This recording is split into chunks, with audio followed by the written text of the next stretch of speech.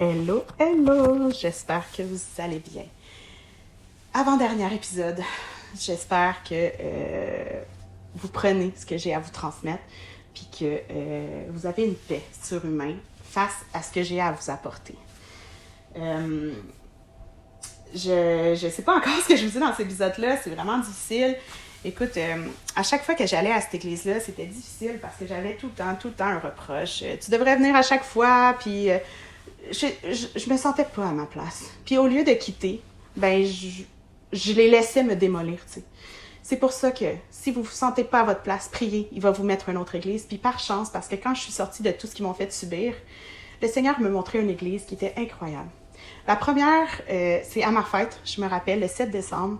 J'avais demandé à mon mari pour la première fois, est-ce que tu me laisses aller à l'église sans enfant? J'ai besoin de me concentrer sur ce qu'il dit. Puis c'était drôle parce qu'il parlait de l'idolâtrie. De l'idolâtrie face au leader. Puis lui, il dit, moi, je suis juste un messager. J'avais jamais entendu un pasteur s'humilier à dire qu'il est au même niveau que tout le monde. Il a le droit de parole dans l'église, mais il essaie pas de s'élever. Il essaie d'aider son prochain. Puis c'est comme ça que je vois la foi et les leaders spirituels qui devraient être. Ils devraient essayer de vous élever plus haut que eux, parce que c'est ça qui est écrit dans la Bible. Puis, je suis prête maintenant à vous dire ce qui est arrivé. Le vendredi, comme je vous dis, le 22 octobre, ils ont appelé la police. Le vendredi, on fait un Zoom, comme je vous dis. Il y a une arrogance incroyable. À la fin, ça commence à s'apaiser. Il commence à m'écouter un peu. Puis il dit, ouais, mais cet évangéliste-là, il va quitter bientôt. Puis je dis, ouais, mais c'est pas ça que je te dis. Je te dis, est-ce que tu veux le garder dans ton ministère? Est-ce que tu veux le supporter dans ton ministère? Est-ce que tu veux regrouper des évangélistes puis faire en sorte de leur laisser pleine liberté, mais que toi, tu as juste la charte? Puis là, j'ai vu dans son esprit, oh, OK. Ça a du sens ce qu'elle dit. Mais il a fallu que je répète. Puis là, je prenais en crédibilité. Puis là, ils m'ont offert justement de l'argent. Puis moi, j'ai dit, c'est ridicule ce que vous m'offrez. C'est beaucoup trop. Moi, je mérite pas cet argent-là. Il dit, c'est ça qu'on a à cœur de te donner, puis tu le prends. J'ai dit, moi, si vous êtes là, ça me prend 1 heure ou 2 le faire. J'ai dit, il y a des gens avant moi qui doivent avoir un salaire, qui sont plus loyaux que moi, mais je m'occupais de toutes les choses du monde, de leur QAP, de leur comptabilité, de plein de choses, mais que, tu sais, pour moi, c'était de bonne foi parce qu'il y avait tellement fait dans nos vies, tu sais.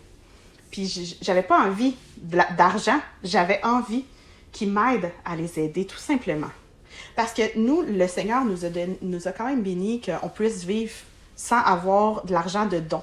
Puis moi, je leur disais que quand on a de l'argent d'un don, on doit avoir une pression encore plus grande. Parce que c'est pas un employeur qui vend quelque chose. C'est quelqu'un qui a à cœur de nous donner de l'argent parce qu'ils ont confiance à ce que tu fais. Fait que moi, je leur disais, je sais que si j'accepte cet argent-là, j'ai une valeur encore plus grande face au peuple de Dieu. Puis j'en voulais pas, j'étais pas prête à ce moment-là. Puis, fait que moi, je prie, tu sais, je mijote le montant qu'ils m'ont donné, puis je dis, OK, parfait, écoute, j'ai mon idée en tête. Moi, dans ma tête, je suis leur comptabilité. Fait que je crie à sa femme, je dis, je suis prête à vous dire ma décision, puis ça va prendre 10 minutes lundi. Mais là, c'est son épicerie, c'est ici. Oh non, mais on va prendre le temps. Puis là, elle est comme, mais tu sais, elle a des rigidités dans sa vie, là. Tel jour, c'est le ménage, tel ça. Mais écoute, fait que là, avant ça, dans la fin de semaine, cette femme-là, elle m'écrit et elle dit, écoute, moi aussi, j'aimerais ça avoir de l'harmonie dans ma famille. J'aimerais ça aussi avoir une bonne communication. J'aimerais ça, tout ça. Puis j'y ouvre mon cœur malgré tout ce qu'ils me font. J'ai dit, écoute, ça va me faire plaisir de prier avec toi, que tu viennes passer du temps à la maison. Puis il dit, pas de problème. Le prochain lundi, que c'est Padago, là, on vient puis on passe la journée avec toi. Mais moi, ça faisait depuis le début que j'y demandais de venir le lundi chez moi pour qu'on fasse la comptabilité. Mais il y avait tout le temps quelque chose, elle avait tout le temps une excuse, puis elle était tout le temps trop fatiguée, trop ci, trop ça, puis c'est correct. Mais moi, ce que j'avais envie, c'était passer du temps avec elle pour pouvoir l'aider à prier. Puis comme je vous ai dit, le vendredi d'après, à sa fête, j'avais prévu une intercession pour elle, pour la libérer de toute cette fatigue-là extrême, avec des gens que le Seigneur m'avait mis à cœur, parce que j'avais une réelle volonté de l'aider. Puis malgré tout le temps qu'il me faisait perdre, malgré tout ça, parce que je sais pas. Le Seigneur me changeait à un point que j'ai envie d'aider les autres plus que moi-même. Pas parce que je suis meilleure que vous, parce que le Seigneur a mis des bons enseignements pour me fortifier. Ils ont mis des bonnes personnes pour me corriger. Mais si on n'est pas ouvert à être corrigé, ben on tombe dans la chair, tu sais. Puis c'est ça. Fait que là, je fais comme aïe aïe. J'y demande depuis des mois le lundi, mais parce que j'y offre un service de encore plus l'aider, là, elle accepte le prochain lundi. Puis là, je me dis, mais ça fait des mois que je te demande de te guider sur la comptabilité, de te montrer comment faire, parce que de plus en plus, je voyais que je prenais plus la comptabilité, que la vision qu'il y avait eu de moi s'éloignait, puis je l'avais plus. Puis j'étais comme, quand c'était cette journée-là, le lundi, j'y vais, puis j'ai dit, écoute, je veux pas que tu parles, je veux que tu m'écoutes pour une fois. J'ai dit, tu prieras avant, puis je prie au début, je dis, Seigneur, montre-nous, dis-nous ce que notre cœur est prêt à recevoir. Puis je regarde sa femme, puis elle est toute elle accepte tout ce que je dis, puis elle est comme, oh oui, oh oui, oh oui, oh oui. Puis tu sais, j'y vais. Fait que je parle, puis il m'intercepte tout le temps. Il m'interrompt tout le temps. Puis il dit, tu me laisses pas parler? J'ai dit, non, je te l'ai dit, je te laisserai pas parler, c'est mon tour là, de parler. Je veux que tu m'écoutes. Puis là, un moment donné, je me suis assise. J'étais épuisée de fighter contre lui. J'étais épuisée. Puis là, j'étais à bout de force, puis il me disait quelque chose, j'ai dit, j'ai pas dit ça. Puis là, le Seigneur me dirigeait vers un autre affaire, puis il me dirigeait vers un autre affaire.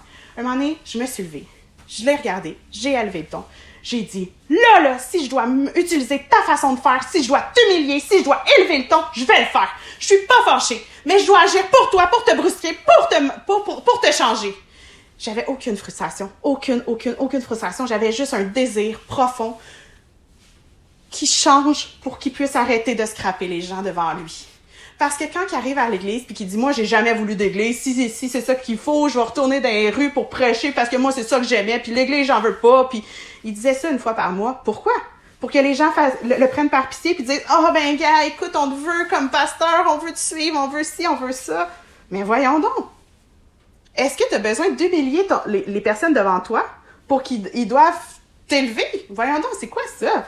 Puis à chaque fois qu'il disait ça, j'étais comme « Oh, j'ai envie de partir. » J'étais comme « Ouh! » Écoute, eux autres qui disent « Fais attention à ce que tu envoies dans l'univers parce que ça reste. » Tu sais, ça fait en sorte qu'il y a quelque chose dans l'univers qui s'opère après. Mais combien de fois t'as dit que t'en voulais pas de cette église-là? Mais cette église-là fait en sorte que ta femme a un salaire vraiment bon pour les 7 dernières années qu'elle a les 4 dernières années qu'elle n'a pas travaillé parce qu'elle était maman à la maison. Puis toi, tu as un salaire très convenant pour ce que tu fais. Mais c'est où? Parce que si tu avais juste ton ministère, à part de l'Église, tu pourrais pas vivre de ça. C'est où que tu as manqué de respect envers les gens qui te donnent? Il est où le respect dans ce monde? Arrête de vouloir faire pitié pour que les gens te prennent en pitié. Non. Il n'y a pas de pitié à avoir. Puis le lundi, justement, je les confronte. J'ai dit, écoute, je t'ai dit 2 fois que j'allais te laisser la prière de la fin, mais là, t'auras pas le mot de la fin. Moi, je m'en vais, puis ça finit là. Il pensait que j'étais possédée du démon, puis je voyais shaker les deux. Je m'en vais voir sa femme, puis j'ai dit, ça s'en vient. Ça s'en vient parce que je chantais un réel, quelque chose de réel dans le monde qui avait envie de changer. Je sentais que de le provoquer comme que lui qui provoque, puis qui dit, ben après, prier pour savoir qu'est-ce qu'on doit retenir de tout ça. Il avait retenu que maintenant, il me donnait une rencontre le lundi, qu'il devait plus s'écouter entre eux. Il avait entendu bien les choses, mais il n'avait pas entendu que le premier besoin, c'était que lui change. C'était tout le monde devait changer à part lui. Donc, ils prient, ils se parlent entre eux, puis tu sais, il dit à tout le monde comme quoi que j'étais possédée, que je criais, que j'ai élevé le ton, que je devais pas faire ça, que le Seigneur reprend dans l'amour, l'humilité et tout. Hey, ça fait 10 mois. Ça fait 10 mois que j'essaie de te reprendre dans l'amour, l'humilité. C'est quand que t'as pensé que j'avais autant de temps à perdre, là? Un moment donné, là, vas-y. Genre, vous comprenez ce que je veux dire. Fait que moi, j'ai agi à sa façon. Est-ce que sa façon est la bonne? Non. Parce que lui, ce qu'il prend, il prend que lui, il arrive dans son église, puis il prend dans la Bible qu'il fait le ménage partout. Il fait le ménage dans le temple comme Jésus le faisait.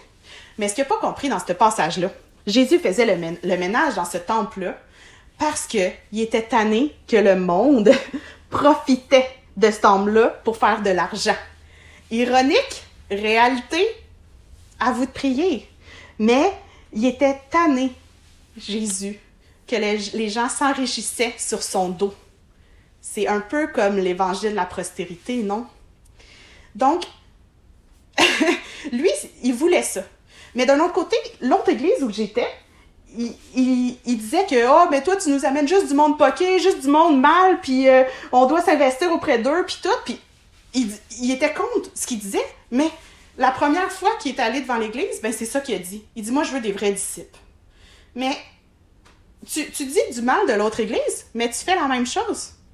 T'es guidé de quoi? Vous êtes guidé du même esprit. Clairement. Puis c'est ça que je vous dis, que vous devez vous rassembler sur des gens qui ont le même esprit. Est-ce que c'est un esprit de démon? Est-ce que c'est un esprit du Seigneur? Seul Dieu le sait. Je n'ai pas à juger leur foi. Je n'ai pas à juger leur action, mais j'ai à vous témoigner des faits de ce que j'ai vécu pour faire attention si vous tenez à votre foi. Puis, je vous donne le reste dans le dernier épisode. Merci, soyez bénis et à une prochaine fois.